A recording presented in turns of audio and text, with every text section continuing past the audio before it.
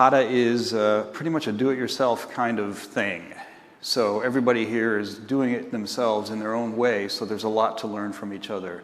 It's a little less, let's copy Toyota. It's a little less, let's implement these tools. All of those tools are still there. Toyota is an excellent company. But this is a little bit more about how do we move forward in our organization and what can we do. And so there are a lot of things to learn from your fellow conference attendees. So 3 things I like about Improvement Kata, Coaching Kata. I'd just like to talk about that briefly. What I like about Improvement Kata and Coaching Kata is that it's not a list of elements. It's not another list of here are the components of an excellent organization. It's a behavior model. And it's a behavior model that includes practice routines. So what does it take to actually change our thinking? But everybody get out a piece of paper and a pen, and when I say go, what I'd like you to do is sign your name 5 times the way you normally do. Okay, everybody have a pencil and paper, pen and paper, using your normal dominant hand. Sign your name 5 times, and when you're finished, please raise your hand. And when about half the room is done, I'll stop the stopwatch. Ready? Go.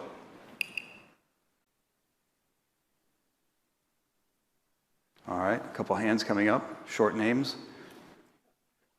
Good. A few more, that's not quite half yet, I think. That's about half. Okay, thank you. 18 seconds. Now, let's try just a small change. I mean, we're really here talking about organizational change, or as Brad, Frank, and I will talk about, how do you adjust your organizational culture? Let's just try a small change, not something as mammoth as adjusting an organization's culture. Please change hands. All right, now using your other hand, sign your name 5 times when I say go, and when you're finished signing, please raise your hand and I'll time it. Go.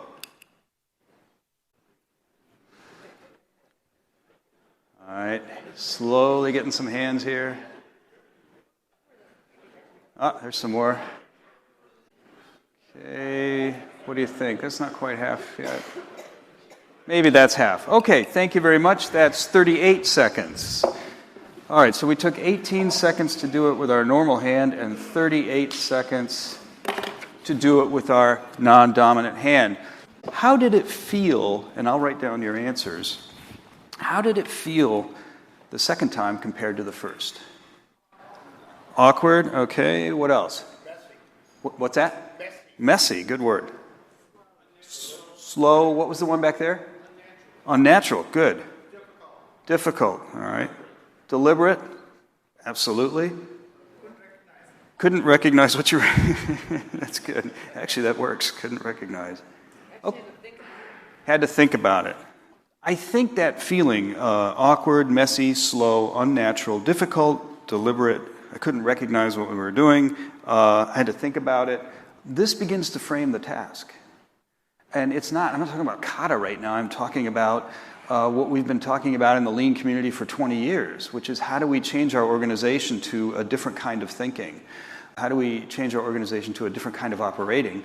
And how do we do that with everybody? You know, it's hard enough to change yourself, as we all know. Try to do that in an organization, right? And we've had a lot of lists of tools and elements or aspects of Toyota, of other organizations that are supposedly high-performing, but think about it. Those words begin to frame the task, and I'd like you to remember those words for the next couple days. That's kind of what our job is. That's what the task is. If we want to make an adaptive, continuously improving, even innovating organization, if we want to adjust our culture to something like that, these words describe what we have to work on. Why does it feel odd to sign with the other hand? Anybody? Why does it feel odd? What's going on? Why does it feel awkward, messy, slow, unusual, unaccustomed, difficult? Why does it feel that way? It's not a well-worn path. Or Bob, like you said, we haven't practiced it, right? It's not a well-worn path in our brain. So our brain uses a lot of energy, so it creates and prefers these unconscious habits to take care of most of our decisions. So these strong synapses, these highways in our brains, very easy flow, right? The signals pass through those synapses really easily. Those are the highways. Using them is fast and easy, costs a little energy, quick, even subconscious.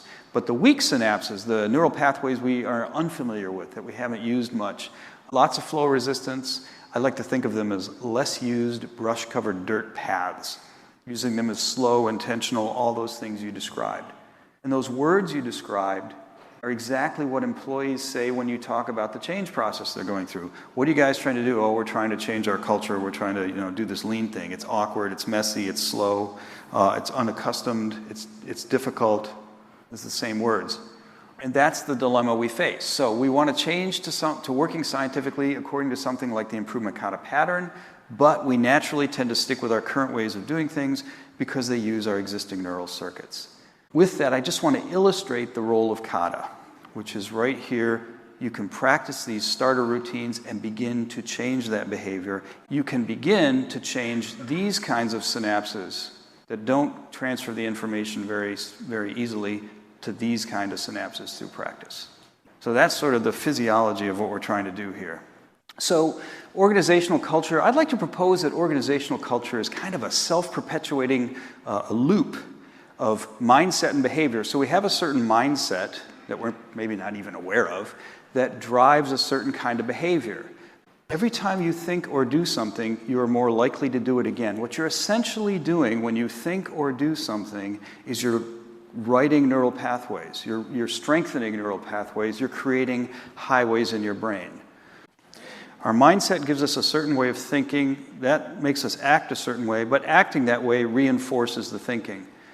If you don't want to change your culture, this is fantastic, right? It's a self-perpetuating mechanism.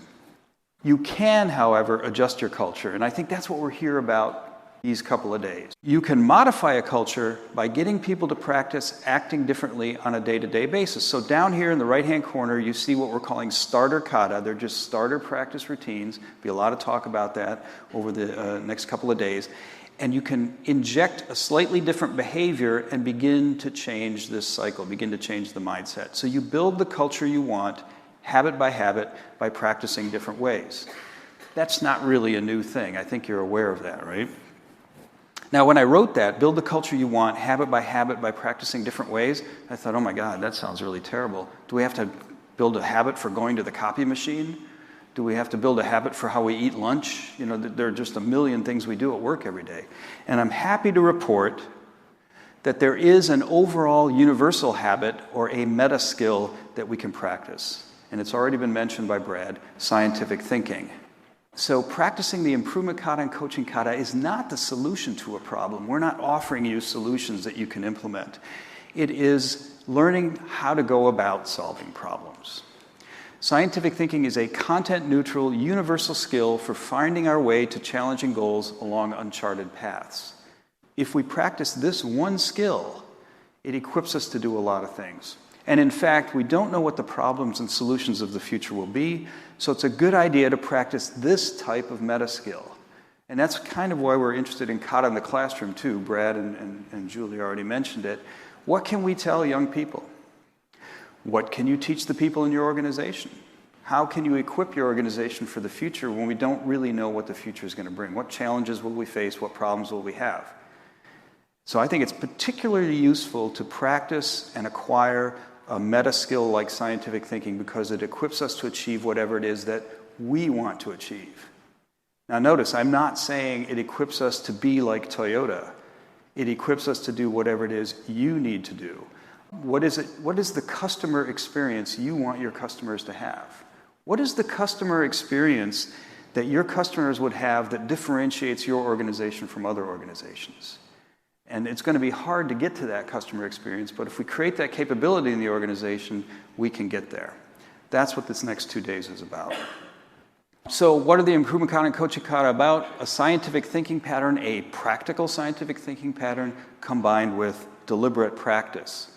Let's talk a little bit about scientific thinking. Last year, I showed these two on separate slides. Turns out you don't have to. What do you see when you read the top one? Jumping to conclusions, right? Notice right below it shows you what it actually says. And I made this slide, so underneath the black, it actually says what it says underneath the gray, right? But look back up.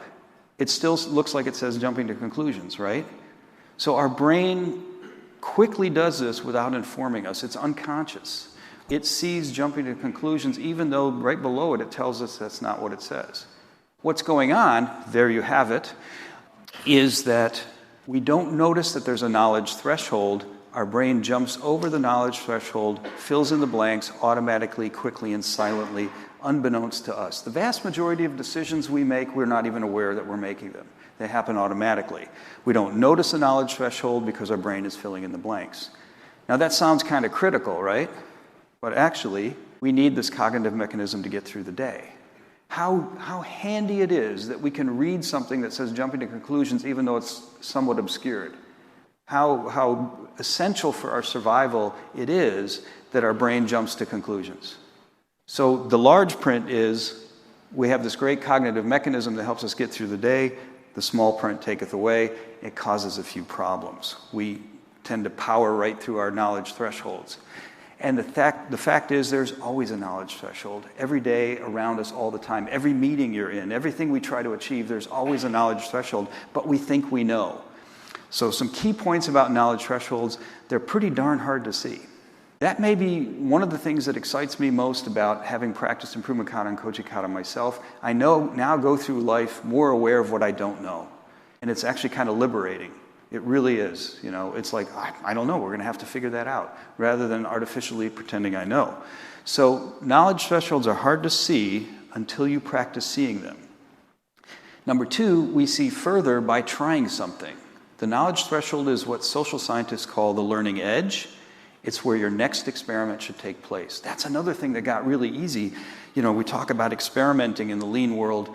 Well, what do we experiment on? What should we experiment on? Once you see the knowledge thresholds and go, this is what we don't know, right there's where the experiment is. It almost falls into your lap. And we never know in advance, point three, what the result of a step or experiment will be. We always have to reflect on the experiment. Even though we're pretty sure, maybe something simple, we're never quite sure. So the cool thing about this is, and please think about this the next time you're in a meeting, we can sit here and argue about what might be over the hill. But instead, we could also sit in the meeting and simply argue over what's our next experiment to learn what's over the hill. And it's still time for you. You can leave right now and go enjoy those meetings where you argue endlessly about who's right about what's over the hill, because after the next couple of days, I hope that you will not be able to attend meetings like that. You won't be able to sit still. You'll be in the meeting and going, guys, we're sitting here talking about what we think might be over the hill. We have no idea. Let's argue and fight about the next experiment. Let's design a good experiment. That's what we should be talking about. So how do you handle knowledge thresholds? That's what scientific thinking is all about. And, you know, at University of Michigan, we have a lot of scientists. And, gosh, I probably shouldn't say this, but they're a little arrogant. It's like science is for scientists, you know, lab coats. We're going to be handing out lab coats later. It's not for scientists. Anybody can be a scientific thinker, and it's nothing that hard, and it's nothing that special. I love this definition of scientific thinking. It's a routine of intentional coordination between what we think will happen, what actually happens, and adjusting based on what we learn from the difference. It's really quite simple, and I love this diagram. I think it shows it really nicely. And that's what this conference is about. And this thinking pattern, this working pattern, is what equips us to achieve whatever it is we want to achieve through unclear gray zone territory. We can navigate that territory effectively. It won't be a straight line, but we can navigate that territory. And if we create that capability, then we can do whatever we want with our organization. So we have this practical model of scientific thinking. You'll see it lots of times over the next couple days. You know the pattern. There's an overall challenge, number one. Number two, then you figure out where you are. Three, you set a target condition, a next goal on the way to the challenge based on where you are and where you want to be in the long run. And then number four, you conduct experiments, and your threshold of knowledge advances as you conduct those experiments. Let's talk about deliberate practice then. Here's the kicker. There are lots of scientific models. The Improvement Kata model is on a big pile of scientific models, all right? You can have 5 steps, you can have 10 steps, it doesn't matter. So systems thinking, learning organization back in 1978, I think it was first published. Design thinking is popular right now. Creative thinking, solution-focused practice, that's a whole community, probably bigger than this one. Preferred futuring, skills of inquiry, evidence-based learning, and on and on and on. The interesting thing about there are all these other models is when you stop and think about it, oh, we don't lack for models. having a model or not having a model is not the problem. The problem is, how do you operationalize the model? How do you make it work? So that's why the Improvement Kata pattern has practice routines for all of these steps. Actual starter kata for all of these steps. So just explaining a model does not generate new ways of thinking and acting. Hoping to create different behavior and mindset by explaining incentives or trying to convince people, for the most part, doesn't work.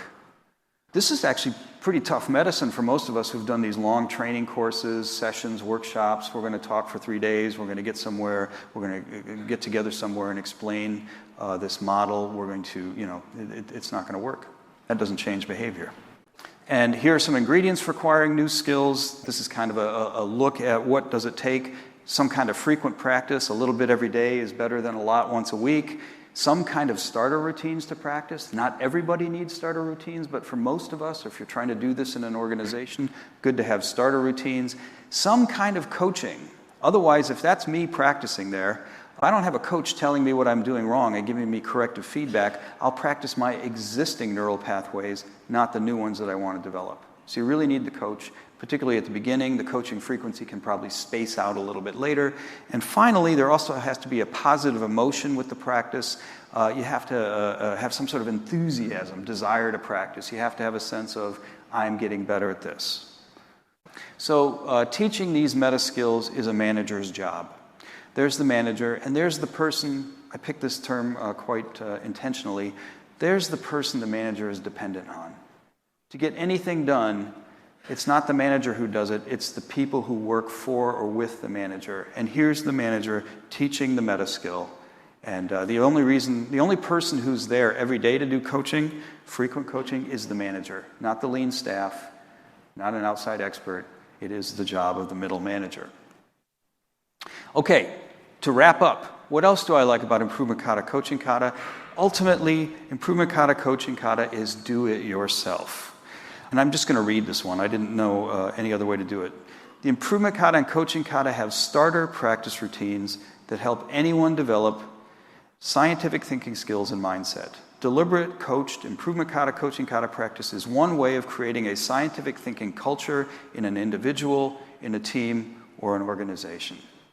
Ultimately, though, the kata are not the important thing.